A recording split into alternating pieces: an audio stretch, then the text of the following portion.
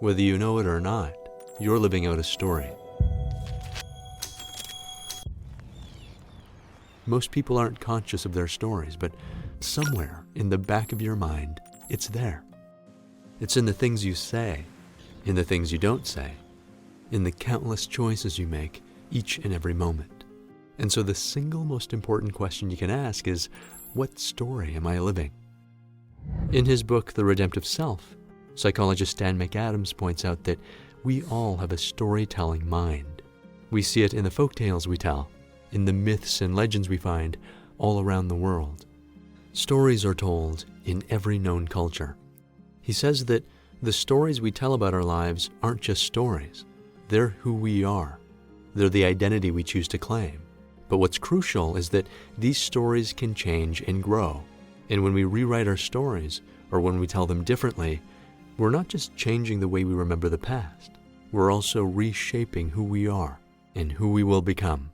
This idea is called narrative identity, and it's so deeply hardwired into the way we think that our brains do something remarkably linked to at least one core part of storytelling. It's called episodic memory. Episodic memory is how you remember the scenes and events from your past, like your first day at school, the time you met your best friend, or a sunny afternoon with a loved one. And so your life is really made up of a series of episodes, one after another. But to make sense of those episodes and to find meaning in them, you have to organize them into a story. And that story is what ties together all the things that have happened in your past, the way your life unfolds in the present, and all the things you imagine in your future. As you move throughout the world, you carry this story inside you. When you aren't sure where to go next, this is the story that guides you. It's why psychologists have long known that storytelling is one of the most effective tools for changing people's lives. What this means is that if you really want to understand who you are and where you're going, you have to understand the story you're telling about your life. So how do you do that? Let me show you.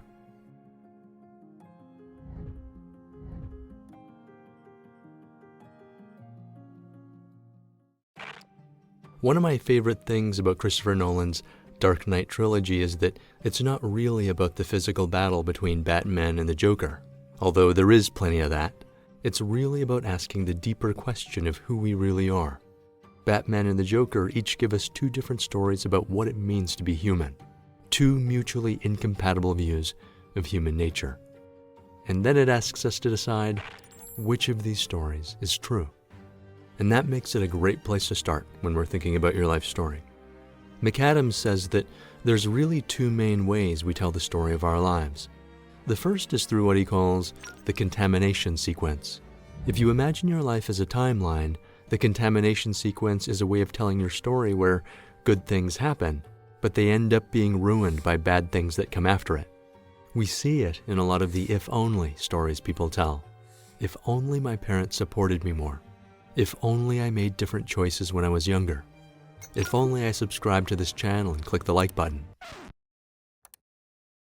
Anyway, the basic idea of the contamination story is that something very bad happened in the past, something so terrible that it stained us forever. It erased all the good that came before it, and so now we're stuck. We can't move into a positive future. People who tell their life story this way often point to an early loss or a setback that they never seem to recover from. This loss then sets the tone for the rest of their story, so that even when something good happens, they expect something bad to come and ruin it. They see their lives as a continuing pattern where good things always turn bad. Old injuries never heal. The same damaging patterns are repeated again and again, and they can never move forward. And so it's a story that keeps them trapped in the past. Research shows that the more someone explains their life in terms of contamination, the more depressed and anxious they tend to be, the more pessimistic and hopeless they feel, and the more they suffer from mental and physical health problems. The classic example is the fall from grace in the Bible, where Adam and Eve lived in a perfect world, the Garden of Eden. But when they disobeyed the Creator, this was the contaminating event. It forever ruined their perfect paradise, and from that point on, they were cast out, and they could never go back. In The Dark Knight, If there's one character that embodies the contamination sequence, it's the Joker. Whenever he asks, "Want to know how I got these scars?" he tells a disturbing story of trauma from his past that made him the way he is. His scars are a symbol for this pattern of contamination. And since scars never really go away, they're a constant reminder of the pain he suffered, the emotional wounds that won't heal. In one scene, he tells a story of his beautiful wife who was scarred in a terrible injury. "I just wanted to see her smile again," he says, and so he scarred himself, thinking it would make her happy. But it doesn't. She ends up leaving him. The message of contamination is clear. I was happy once. I had love in my life, but it turned ugly and I was abandoned in the end. In another scene, he tells the story differently. This time it's his father who gave him the scars. "Why so serious?" his father asks him. His father was an abusive drinker who came after him one night. Each time the Joker tells his story, the details change. We have no idea if any of these things really happened. And yet, the basic theme of contamination is always the same. Horrific things happened in my past. It ruined everything good in my life, and it made me the way I am. The fact that the Joker changes the details of his story is important because, as McAdams says, a life story is less about what actually happened to us and more about how we make sense of what happened.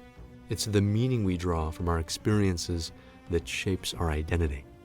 And for the Joker, this message of contamination is that meaning. It informs his worldview and the way he sees every other person he meets. He believes that at our core, we're all driven by our darkest and most horrifying impulses. You see, their morals, their code, it's a bad joke, dropped at the first sign of trouble. People are only as good as the world allows them to be. I'll show you. When the chips are down, these civilized people, they'll eat each other. The Joker isn't looking for money or fame. He can't be reasoned with because what he really wants is to show the world that deep down, everyone is as hateful and destructive as he is. And so he sets up impossible choices. He puts innocent people in danger. And he spreads terror throughout the city to show that even the most upstanding people can do unimaginably cruel things to each other when they've lost everything. All it takes is one bad day for the veneer of civilization to fall apart. You know what I've noticed? Nobody panics when things go according to plan, even if that plan is horrifying. If tomorrow I tell the press that someone will get shot or a truckload of soldiers will get blown up, nobody panics. If you introduce a little anarchy, upset the established order, everything becomes chaos. I am an agent of chaos. You see, madness is like gravity. All it needs is a little push. It's an incredibly bleak worldview, but a lot of people share it. And it's not all that different from what the psychologist Sigmund Freud had to say. Freud also believed that deep down, we're all motivated by dangerous and aggressive impulses that we can't begin to understand because we're not even aware of them. They're unconscious. Freud believed that the mind was ruled by inner conflict that could push us into madness at any moment. And if it weren't for the laws and institutions that keep us from acting out this dark side, society would fall apart. These concepts are rooted in the ancient Greek idea that character is destiny. What does that mean? It's the idea that you have a fundamental nature that determines everything you do. Your internal qualities, your personality, the basic core of who you are is what determines your fate. And if that character is selfish and cruel, then the life you create will also be those things. But Batman believes in a very different story, that it's not who you are underneath, it's what you do that defines you. In other words, it's not your character that makes you act in a certain way, it's the reverse. Your actions are what determine your character. Who you are at your core is shaped through your decisions. And so no matter what happened in your past, no matter what you've done or what mistakes you've made, you can change your fate by making a different choice. One of the biggest problems with Freud's approach is that he downplays the role of positive elements like creativity and personal growth. His theories came out of studying patients with mental health problems and neurosis. But how do you generalize what you find in these cases to everyone else in the world? And how do you do that without ending up with a hopelessly distorted and pessimistic view of human nature? You can't. Freud was really giving us a psychology of the sick. He was showing us only one half of what we could be. What's missing is a psychology that can point us to the other half, our positive potential. That's what psychologists like Abraham Maslow set out to do in the mid-1900s in response to many of the problems with Freud's theory. Maslow believed that we're all trying to reach our highest potential. His research led him to create what he called the hierarchy of human needs. He saw that people can do destructive things when their basic needs aren't met, but that doesn't mean we're inherently evil. All it means is that when you're struggling to find food and shelter, it's almost impossible to think about anything else. But once these basic needs are met, then you can move to higher aspirations like love and self-actualization. Okay, but what about situations that are truly hopeless? Aren't there cases where people have no choice but to do horrifying things to each other? Isn't the Joker right about that? Well, let's look at some examples where you might think that we have no other choice. Viktor Frankl was a psychiatrist who survived Auschwitz and the Holocaust, one of the most hopeless situations you can imagine. He saw the unspeakable horrors firsthand, and yet, even here, he saw the human potential for good and transcendence. We who lived in concentration camps can remember the men who walked through huts comforting others and giving away their last piece of bread. They show us proof that everything can be taken in the end, except one thing, the last of all human freedoms, to choose one's attitude in a given set of circumstances, to choose one's own way. In the final analysis, it was clear that the sort of person a prisoner became was the result of an inner decision, and not the result of their environment alone. For every example of brutality and violence, there are real examples of courageous people like Frankl who volunteered to heal the sick and give comfort to the dying. We see women like Irina Sendler, who risked her life to help hundreds of children escape the Holocaust. These acts of self-sacrifice can't be explained by pessimistic theories of human nature alone. In The Dark Knight, the core of Bruce Wayne's transformation into Batman is the idea that people can be saved. For all our flaws, humans are worth fighting for. Bruce isn't perfect. He has plenty of problems, but he never loses his faith in humanity. We see it in his one rule: never kill. Never take another life, because no one is beyond saving. This is the second way to tell your life story, through what McAdams calls the redemption sequence. This is a way of telling your life story where painful things happen, but they eventually lead to good things. Adversity can be overcome.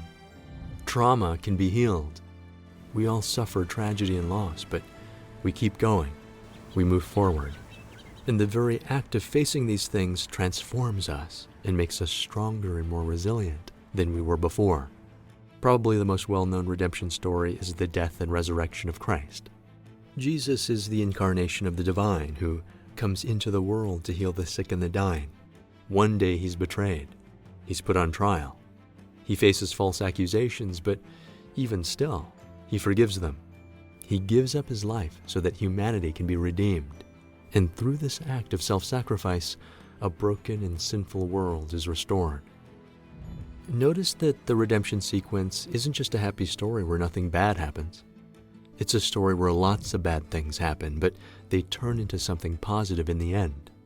We need adversity because without it, there can be no redemption in the story. In a similar way, Bruce's transformation into Batman is also a story of redemption. We see it throughout his life and in one of the earliest lessons from his father. Why do we fall, Bruce? So we can learn to pick ourselves up again. But the biggest test of this philosophy comes when Bruce suffers the most tragic loss of his life.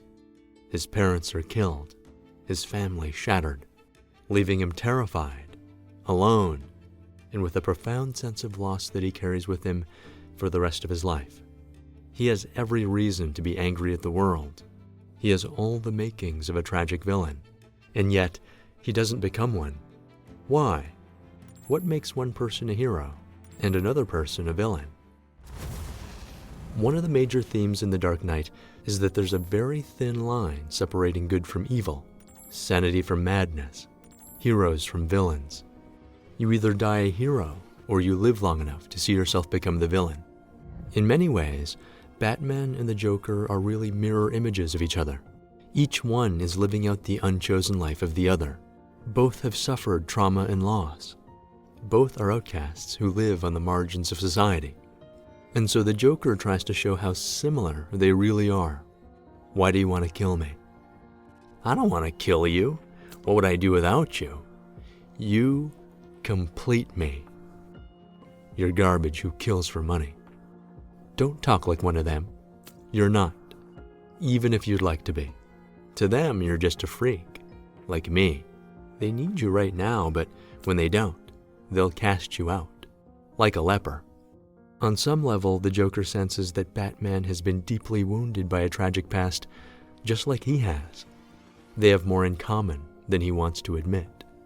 And so he tries to push Batman closer to the contamination story, as if to say, you can stop pretending. Take off the mask and you'll see we're both the same. But as the Joker puts more and more lives in danger, he's trying to get Batman to break his one rule, to never take a human life. And if he can do that, then he can make the ultimate contamination story. He can show the world that there are no heroes, and that even the most self-sacrificing people are really just villains underneath the mask. For the rest of the film, we see the consequences of each of them playing out their worldview. And the question becomes, will Batman survive this confrontation with the Joker? And even if he does, will he still be a good person by the end of it? Or will he become a villain? Which view of human nature will win? But there is something very important that separates them. It lies in what the psychologist Carl Jung called the shadow. And for reasons we're about to see, understanding it is one of the most powerful ways to reshape your life story.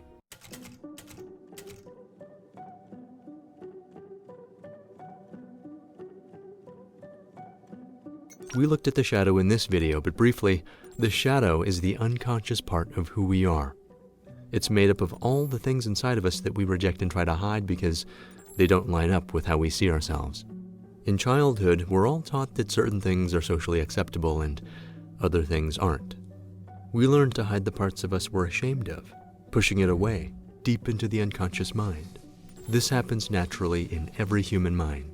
As we grow older and find more and more things about ourselves that we don't like, we repress more and more of who we are, and the shadow grows bigger and stronger. But the things we repress don't just disappear. They influence everything we do without us even realizing it. It happens beneath our conscious awareness. And so the more we try to deny it, the stronger it becomes, and the more it acts out in damaging ways. So what do? You have to face these dark parts of who you are, because one does not become enlightened by imagining figures of light, but by making the darkness conscious. Jung saw that we all have the capacity for good and evil, and yet most people think of evil as something that exists outside of themselves. Once you decide that evil only exists in other people or in certain groups of people, then you can justify doing all kinds of horrific things to them. We see it throughout history, where some of the worst atrocities were done by people who believed they were doing good. The psychologist Stanton Samenow wrote the book Inside the Criminal Mind. He ran one of the longest, most in-depth research studies of criminal offenders, lasting 17 years. And he found that overwhelmingly, even the most violent criminals thought of themselves as good.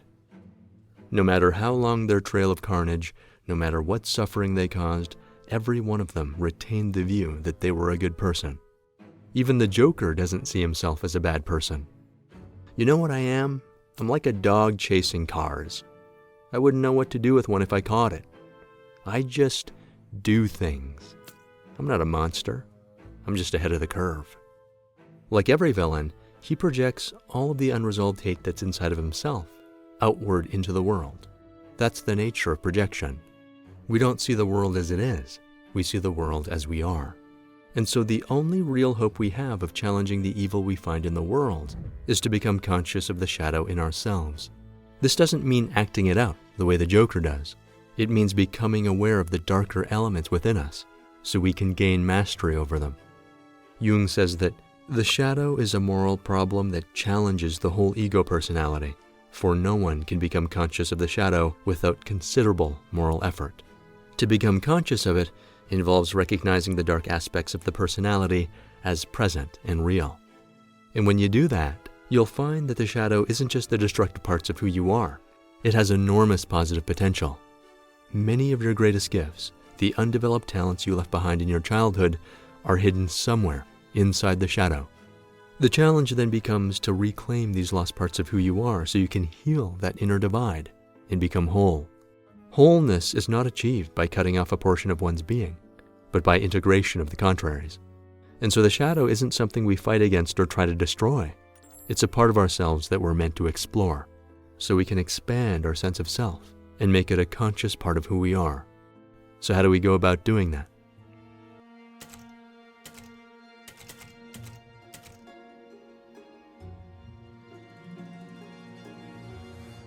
Jung says that the meeting with oneself is at first a meeting with one's own shadow. The shadow is a tight passage, a narrow door, whose painful constriction no one is spared who goes down the deep well. Jung uses the analogy of going into a dark well as a metaphor for facing the shadow, and that image is exactly what we see again and again in the Dark Knight trilogy. One of Bruce's early memories is falling into a well where he's trapped with no way out. Suddenly he's surrounded by bats. It's a terrifying scene, but it's his father who carries him out. "Don't be afraid," he says. Every creature feels fear. The bats flew out not because they were bad, but because they were scared of you. His father takes the family out to the theater, where they see the opera Mephistopheles. But when monsters start dancing on stage, Bruce gets scared and overwhelmed. "Can we please leave?" They go out into the alleyway, and it's here that their lives change forever. They run into a mugger, and in a botched robbery, his parents are killed. From that moment on, Bruce blames himself for the way they died. If only I hadn't gotten scared. All of it becomes a part of his shadow. As he gets older, the bat comes to symbolize all of the things he's most afraid of. Inner demons, feelings of guilt and grief, the rage he feels at a world that does so little to protect good and innocent people. He tries to push it all out of his mind. Most people are afraid to look at the darkness in themselves because they're afraid it might consume them if they do. But it's just the opposite. The shadow takes hold of us only when we're unconscious of it. Because until you make the unconscious conscious, it will drive all your behavior and you will call it fate. In one of his darkest moments, Bruce confronts these feelings. This confrontation is the first test of courage of the inner way, a test sufficient to frighten off most people. But if we're able to see our own shadow and can bear knowing about it, then a small part of the problem has already been solved. The shadow is the doorway to who you really are. It's where you have to go to find your true, authentic self. Bruce goes back to the scene of his childhood well where he first saw the bats all those years ago. And as he goes down into the dark, he finds that it actually leads into a huge cave, an undiscovered space underneath his family home. It's a metaphor for going inward, down into the unconscious mind. This is where he takes the bat, a symbol of the darkest, most terrifying parts of his past, and decides to change it. People need dramatic examples to shake them out of apathy, and I can't do that as Bruce Wayne. As a man, I'm flesh and blood. I can be ignored, destroyed, but as a symbol, I can be incorruptible. I can be everlasting. What symbol? Something elemental, something terrifying. Bruce's transformation into Batman is really a metaphor for integrating the shadow. It's how we can transform the pain of the past into something constructive and good. Through a kind of inner alchemy, we also change ourselves. For Bruce, the meaning of the bat and what it represents is completely transformed. It's no longer a symbol of contamination. The bat becomes a symbol of hope, a signal that good and innocent people don't have to be afraid anymore, that even a city as fallen and corrupt as Gotham is worth saving, and we can stand together and heal our broken world. We see the same motif again in The Dark Knight Rises, where Bruce finds himself deep underground in a dark pit. But this time it's not the well from his childhood. It's a strange prison that opens up into a wide open sky. He's in a completely different country, surrounded by prisoners who've given up on life. "I'm not gonna die in here," Bruce says. Here, there, what's the difference? Bruce tries to climb out, but there's a point where he has to make a huge jump to the other side. He tries, but each time he falls, hanging by a rope, in a literal pit of despair. Why does he keep finding himself down here? Most people think that psychological growth happens in a straight line. They think that if you put in a certain amount of work on yourself, then you're supposed to see steady improvement that only ever goes up. We expect growth to be linear and predictable, but life doesn't work this way. Jung says that there is no linear evolution. There is only a circumambulation of the self. What does that mean? For me, it means that growth is a lot like moving along the edge of a circle. It's like a spiral. Life moves us towards challenges that resurface again and again, but in new and different forms. It doesn't mean we failed. It means that each time we face them, we're finding new insights that we couldn't have understood the first time. As the saying goes, the path isn't a straight line, it's a spiral. You continually come back to the things you thought you understood and see deeper truths. It's no coincidence then that Bruce's climb out of the pit also looks like a spiral. To find his way out, he has to move along the circular walls as he climbs higher. With each turn of the spiral, we build on the lessons of the past. We integrate them more fully into who we are, and we move closer to becoming whole. It's this process that Jung called individuation. At some point, we all find ourselves in a dark pit. Maybe the plan you had for your life didn't work out the way you wanted it to. Maybe you had a setback, or you suffered a loss, and it feels like you're back where you started. It can feel like all the progress you've made has been wasted, but it's not. Everything in life moves between times of growth and times of stagnation. All of nature passes through these cycles. But in these low points, often what we need most is to do something that feels uncomfortable. Tap into the shadow, and you will find new life. In her book, Meeting the Shadow, the psychologist Connie Zweig says that the shadow, when it's realized, is the source of renewal. The new and productive impulse cannot come from the established values of the ego. When there's an impasse and a sterile time in our lives, we must look to the dark. The shadow is the door to our individuality. No progress or growth is possible until the shadow is adequately confronted. It's not until we have truly been shocked into seeing ourselves as we really are, instead of as we wish or hopefully assume we are, that we can take the first step toward individual reality. To see ourselves as we really are is to admit that we've all done things we aren't proud of. Most people try to ignore these feelings, and so it often becomes part of the shadow. And yet, regret can be a powerful force for change. Regret is a tough but fair teacher. To live without regret is to believe you have nothing to learn, no amends to make, and no opportunity to be braver with your life. Instead of denying these feelings, bring them consciously into who you are. Make those lessons a part of your life story. To do that, you have to make the climb, as Bruce does. An old man tells Bruce that every single person who's ever tried to climb out of the pit has failed, all except for one. Many years ago, there was a child who made the jump. The leap to freedom isn't about strength. The body makes the jump, but survival is the spirit, the soul. You must make the climb as the child did, without the rope. This is another metaphor. The jump represents the leap of faith we all have to take to move into a new unknown possibility. To make the jump, you have to cut the cord. You have to leave behind all the old stories of contamination that keep you tied to a past that isn't serving you anymore. This jump has nothing to do with physical strength. It's about the human spirit, the divine spark that exists in all of us. It imbues you with the power to retell your story in a different way. It's how you transcend what you've been and move into what you might become. Because it's not who you are underneath. It's what you do that defines you. Cutting the rope means letting go of your old story so that a new story can begin. It symbolizes the death of an old self and the resurrection of a new one. It's only when Bruce cuts the cord that he finally makes the jump, and he's no longer a prisoner of the past. This is what it means to be free. Telling this new story of redemption doesn't erase the pain of the things that happened to us, but it gives new meaning to it.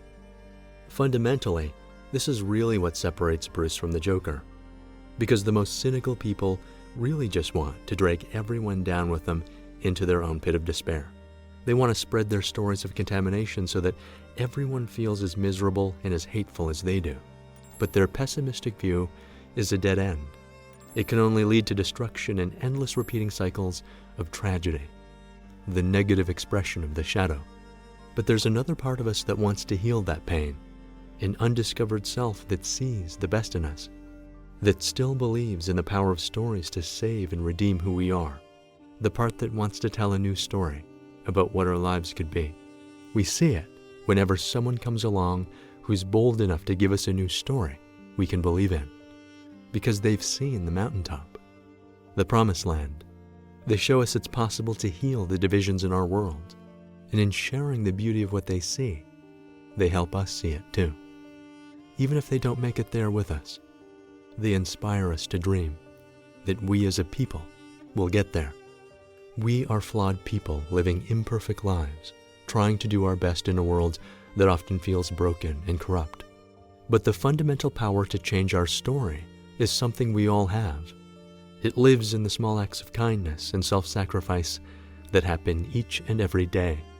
A hero can be anyone, even someone doing something as simple and reassuring as putting a coat on a young boy's shoulders to let him know that the world hadn't ended. So now that we've looked at how you can understand your life story, you might be wondering, how do I actually rewrite it? What are some tools I can use to retell my story in a more empowering way? That is what we'll look at in the next video. As always, thanks so much for watching. Take care, and I'll see you in the next one.